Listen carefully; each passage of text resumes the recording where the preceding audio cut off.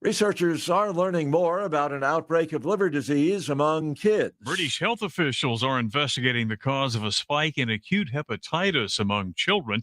UK Health Security Agency recording 111 cases in youngsters under the age of 10 since January. 10 of those kids needed liver transplants and one death reported. While it isn't clear what's causing the illness, the agency says the leading suspect is adenovirus, which has been detected in 75% of the confirmed cases. Jason Walker reporting. Defense Secretary Lloyd Austin in Germany attending a meeting of more than 40 Ukrainian allies. Ukraine's leaders are appealing for more help from the West. Austin says that assistance is on the way, promising to keep moving heaven and earth to get Kiev the weapons it needs to fight off the Russian invaders. More on these stories at townhall.com. 5 minutes after 8 o'clock here on this Tuesday morning, partly sunny, 36 degrees in Clinton this morning. Local information that makes a difference. Here's your regional weather. Sunny today, highs in the mid-50s, a west-northwest wind at 15 miles an hour. Wind gusts today near 30 miles an hour. Tonight, could see some frost, clear otherwise. Temperatures in the mid-30s, early frost again Wednesday, otherwise sunny, highs of 60, cloudy Wednesday night, and a low of 40. A 30% chance of afternoon rain on Thursday, otherwise cloudy and a high of 60. Friday, a 40% chance of rain, again cloudy, temperatures in the lower to mid-60s. Across central Illinois, as we roll through this Tuesday morning, right now it's 34 degrees in Bloomington, 35 in Hayworth, 34 in Leroy, 39 in Farmer City, 37 in Champaign, 36 in Monticello, 37 in Decatur and Mount Pulaski, 38 in Lincoln and Springfield, 35 in Peoria. 36 under partly cloudy skies in Clinton. Feels like 30 outside. Northwest winds at 10 to 20 miles an hour. 70% humidity, 10 miles of visibility here this morning. Weather anytime is at DeWittDailyNews.com. MR Systems Wireless has an immediate opening. They're looking for a full-time internet installer to perform the initial setup of wireless internet and voice-over IP services, as well as troubleshoot and repair wireless and phone services for customers. You'll be responsible for the basic installation and maintenance of wireless equipment. No experience necessary. Includes health benefits, mileage reimbursed. Starting pay is $15 an hour. Find out more and apply by going to mrsystemswireless.com, then clicking About, then Employment. Equal opportunity employer. Despite supply chain issues, your Clinton Save-A-Lot's great team of ownership and employees are working to keep their shelves stocked to save up to 40% every day. Read owner Dave Jackson's State of the Supply Chain post by clicking their icon at DeWittDailyNews.com. Peterson Insurance Services in Clinton is a 2014 Pekin Insurance Illinois Agency of the Year. Jay Peterson here from Peterson Insurance. Find out about Pekin's auto, home, or life insurance by clicking on our icon at DeWittDailyNews.com. Hear Clinton Maroon live play-by-play this season on WHOW, the Big 1520 Daytime. 92.3 FM in DeWitt County and 106.5 in Bloomington Normal all the time. Plus, streamed at DeWittDailyNews.com on the WHOW mobile app and Amazon Alexa. Plus, tune in for a Best of Clinton Sports broadcast every Saturday morning at 10. All brought to you by Baum Chevy Buick, Clinton Athletic Boosters, Clinton Community YMCA, and Mid-State Eye. 7 minutes after 8 o'clock here on this Tuesday morning, 36 degrees, partly sunny in Clinton. For regional radio, DeWittDailyNews.com and the WHOW app. This is local information making a difference. Top of the morning. Thanks for being with us. News time is 8 minutes after 7 o'clock. The WHOW Morning Show streams to Facebook and YouTube. It's brought to you by Peterson Insurance, your Pekin Insurance agent in Clinton. Pockets of Illinois might just have enough time to get some planting in this week. Ed Shimon at the National Weather Service in Lincoln on the WHOW Morning Show told regional radio after nearly an inch of rain fell in parts of central Illinois Sunday, there might just be enough dry weather this week for some planting to take place. Yeah, this weekend is going to be some heavy rain too. So, coming up Friday night, Saturday, and that's not going to be good either. The middle part of the week looks pretty dry. So a good 3 to 4 days here of drying, at least the surface layers, and maybe, that'll help out before that next rainfall comes plowing through here. But it's going to be a little dicey. I think there's going to be some soggy areas of a lot of the farmer fields out there. So Yeah. they got to be, dodging around some low spots, I'm sure, when they're trying to get their planting done. Monday night saw a freeze warning, and there is another freeze forecasted for Tuesday night, but Shimon says that should be the last of the freezes for the season. Yeah, we actually have a freeze warning out there for tonight. Temps are going to drop, at or below freezing all across, the DeWitt County area and north, points north. So, a few low spots may even creep into the upper 20s, but that should generally be further north, not as much in the Clinton area, but freezing temperatures tonight, and then some frosty conditions even on Tuesday night as we, only get down to about 35 degrees, but looking for clear skies. So frost can form pretty easily in those conditions. So, but yeah, as you mentioned, a warming trend Thursday, up in the low 60s, and finally by Saturday we'll be back in the upper 60s Saturday and Sunday. But unfortunately, that's going to bring more rain. Friday night, Saturday look wet with some storms with that cold front coming through. Shimon indicates things will remain cooler than average and rainfall will be above average. More specifically, temperatures will remain cooler for the first part of May. We'll have more on this later this week on Regional Radio. A Piatt County mental health professional says masking is becoming a big barrier for people getting the help they need. Tony Kirkman is the executive director of the Piatt County Mental Health Center and says because his services fall under the umbrella of a medical facility, they are required to wear masks. Part of the barriers of the masks and counseling settings is the nonverbal communication cues. Kirkman says when 75% of communication is nonverbal, masks provide quite the barrier to helping individuals. I think it's all over the board is that no matter what we do, you're going to have people that just say, as long as coronavirus is present, we should stay masked up. Then you're going to have another, as the pendulum swings, another line of thought. But I'll tell you, in real life time of what we're seeing is, yes, we know that 75% of communication is nonverbal. So when you cover 2/3 of our faces, which are extremely expressive, it makes it very, very difficult for the clinicians to be able to see slight inflections. Maybe, somebody's, biting their bottom lip could show anxiety or tension or something like that. As well as I think for the patient that is receiving mental health services, as they're sharing difficult or maybe even joyful news, it becomes quite difficult. And so I think that becomes a limit to the services, and not throwing it away entirely, but it makes it more difficult for both the sender and the receiver.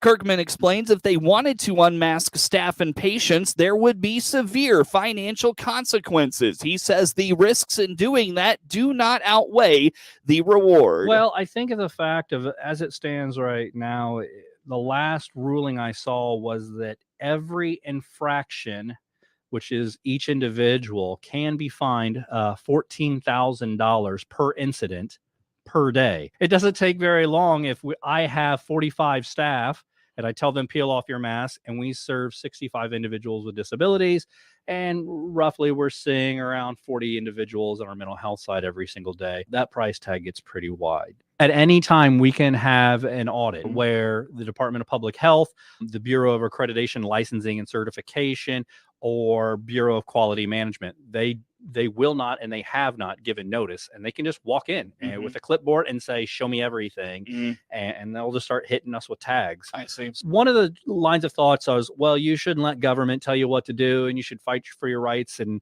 but we also have to think of the long game here. And if we receive all of those tags and all of those fines, ultimately what that does is shut us down, thus leading to a reduction of services, essential services for our community. To make sure people get the help they need in a setting where perhaps masks can be optional or everyone in the situation feels safe, Kirkman says technology has helped them continue to connect with clients, and they even have counselors meeting with clients in a safe place in the community. Yeah, absolutely. So we have a lot of cool things that we can do. So one of the alternatives is telemedicine. So we can say, hey, in the future, if you want to do something over a secured line through a Zoom HIPAA compliant portal, we can do that. If you want to pick up the phone, we can do that.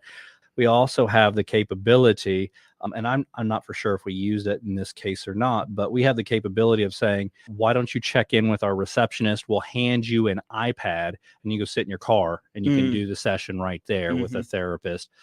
And again, I know that our therapists are really, really client-centered. So we can even just say, let's go on a walk here on our grounds and just kind of talk things through. As long as it's obviously the counselor and the counselee agree, and we can ensure that there is some privacy and some confidentiality. Yeah, we've been able to do that. According to Kirkman, masks are increasing barriers to treatment and are not helping reduce stigmas or increase access. He says mental health facilities need to be a different delineation of classification away from a healthcare facility because of the one-on-one nature of their setting. Coverage of the morning show streams to Facebook and YouTube. It's brought to you by Peterson Insurance, your Pekin Insurance agents in Clinton. Get news anytime from your computer or mobile device at DeWittDailyNews.com. A look at local sports on the way on the morning show. Life is uncertain. Stop in and see me, State Farm Agent Jason France, on the west side of the Clinton Square, or click our icon at DeWittDailyNews.com and see how our full lineup of State Farm insurance and financial services can help protect your family.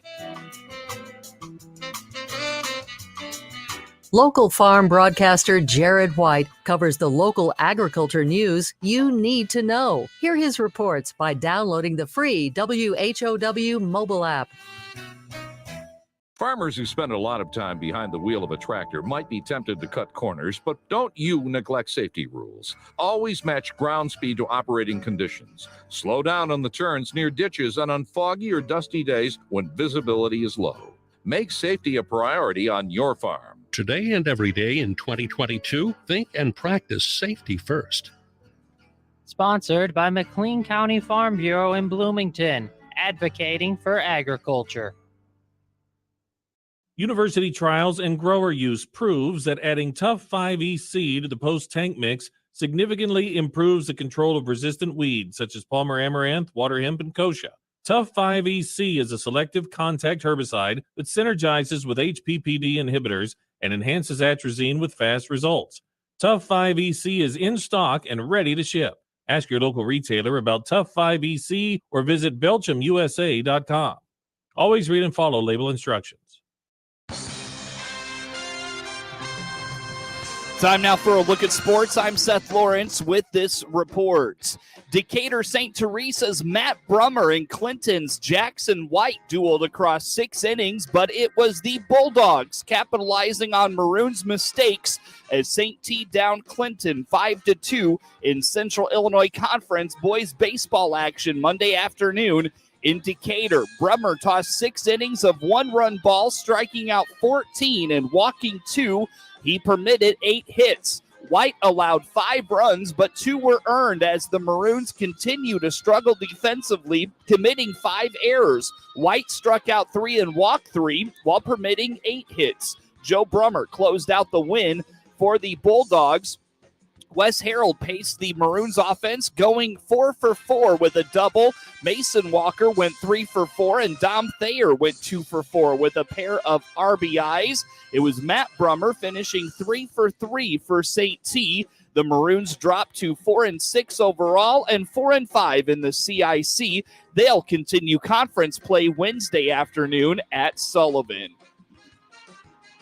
The Decatur St. Teresa Lady Bulldogs scored 2 in the bottom of the 6th inning, capping off 6 unanswered runs as they rallied past Clinton 9-7 in Central Illinois Conference high school girls softball action Monday from Decatur. With Clinton up 1-0, the Lady Maroons and Lady Bulldogs traded runs in the 2nd inning, then 2 runs in the 3rd inning, before Clinton went up 7-3, heading to the last of the 5th. But St. T scored 4 in their half of the 5th inning to tie the game at 7 and added 2 go-ahead runs in the 6th. Heidi Humble paced the Lady Maroons offense, going 2 for 4 with a double, an RBI, 2 runs scored, and 2 stolen bases.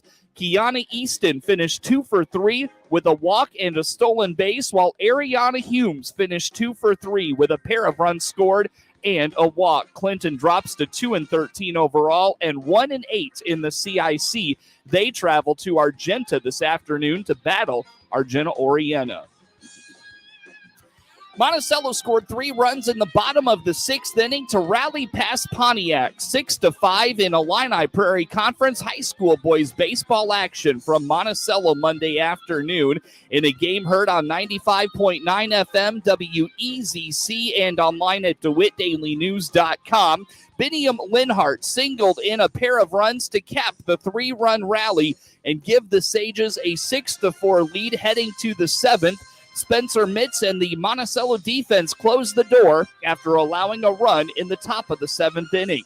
In a matchup of Division I starting pitchers, Monticello's Luke Teschke and Pontiac's Henry Brummer dueled through 5 innings. Despite allowing an unearned run in the first inning, Teschke recorded the first 6 outs of his outing on the strikeout. After breezing through the second, Teschke ran into trouble in the third when Alex Trevino singled to lead off the inning. Michael Kuska reached on a tough luck error at shortstop, and both runners came around to score on Brummer's base hit with 2 outs. Teschke, who has struggled with walks this season, walked only Tanner Legner to start the 4th, and he would come around to score on another Trevino base hit a few batters later. Teschke finished 5 innings with only 1 walk and 9 strikeouts. He allowed 4 runs, 2 were earned, and 5 hits. While Teschke was strong to start but faltered late, Brummer started slow but got stronger as his outing went along.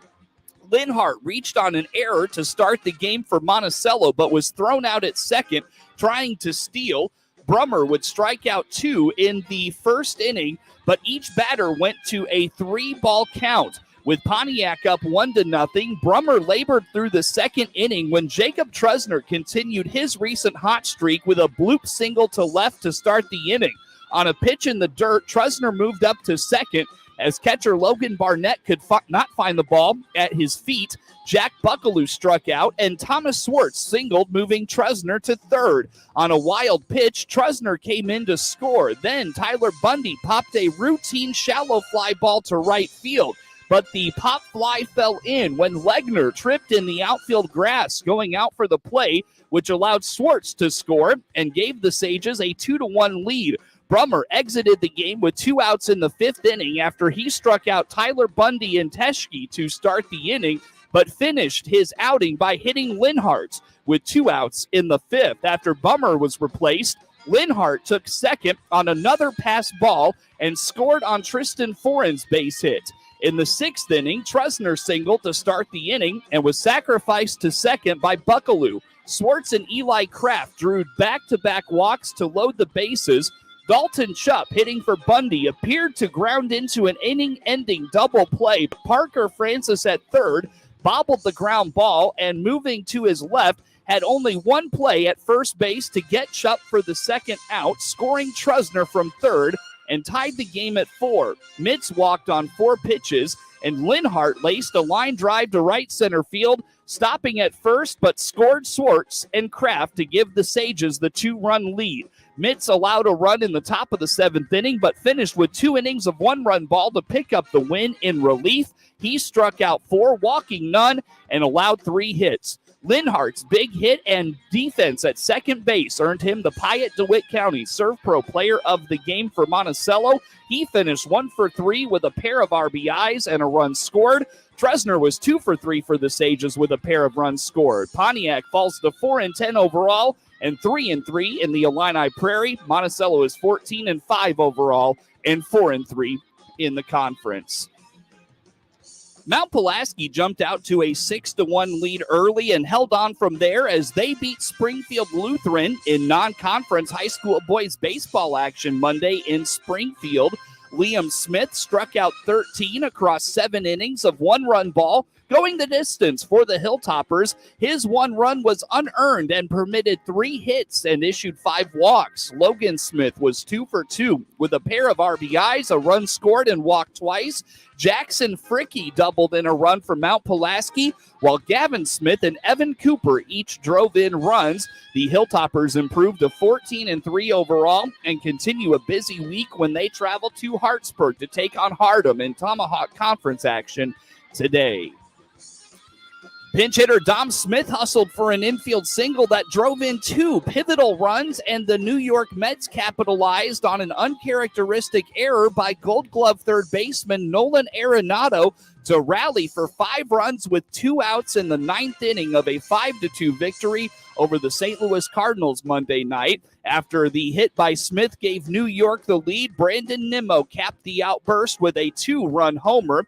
Max Scherzer struck out 10 over 7 innings of 2-hit ball in a scoreless duel with Miles Michaelis for St. Louis. A 2-run single by Tyler O'Neill off Trevor May put St. Louis ahead. In the 8th, New York was down to its final strike when Mark Canha hit a grounder to third. Arenado, awarded a Gold Glove in each of his last 9 big league seasons, fielded the ball cleanly behind the bag, but took his time, making an off-balance throw to first.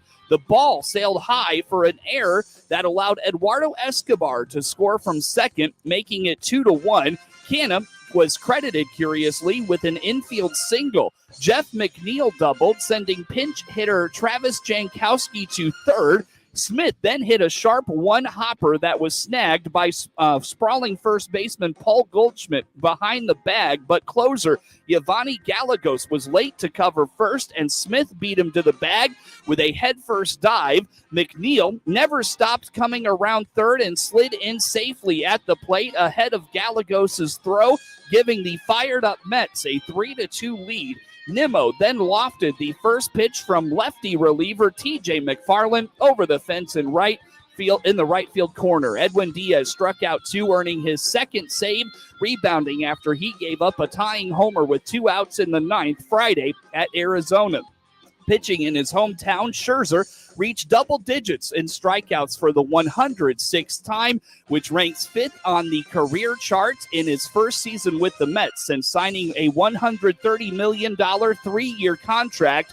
The 3-time Cy Young Award winner has 33 strikeouts to 8 walks in 25 innings. Michaelis pitched 7 shutout innings in his 4th start of the season. He scattered 4 hits and walked 1. The right-hander has allowed just 1 earned run in his last 3 starts, covering 20 2/3 innings. Chris Bassett will face Cardinals right-hander Jordan Hicks tonight. Hicks is a reliever throughout his first 3 seasons, is making his first big league start Thursday in Miami.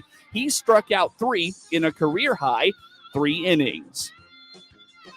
Alex DeBrincat scored his 41st goal in the 3rd period, and Kevin Lankinen made 33 saves, helping the Blackhawks beat the Flyers 3-1 Monday night in a matchup of disappointing teams.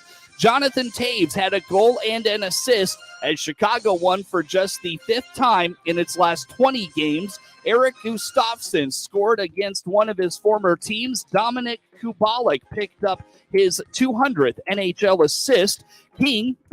Coach Chris King talked to his team at the morning skate about making the most of the last 3 games, including 2 on their home ice. The Blackhawks improved to 13-21-6 at the United Center this season. Philly, meanwhile, lost for the 12th time in its last 16 games. Kevin Hayes scored for the Flyers, and Felix Sandstrom had 30 stops in just his 4th NHL start. Back at home after a sluggish 3-game trip, Chicago put together a fast start behind Jonathan Taves. The veteran centerman set up a trailing Gustafsson for a wrister from the high slot that made it 1-0 at a minute 44. It was Gustafsson's first goal since January 28th and just the 3rd of the season. The Blackhawks host Vegas Wednesday night, then visit Buffalo on Friday. Get sports anytime at DeWittDailyNews.com.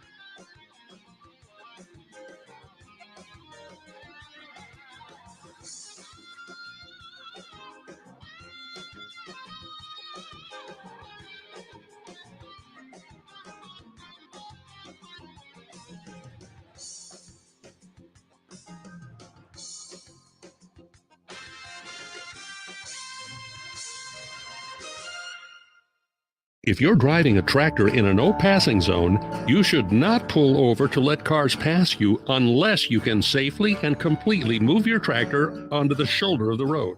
Don't just wave cars to pass you, as this can create confusion, especially if they can't see the road ahead. This week and every week in 2022, think and practice safety first.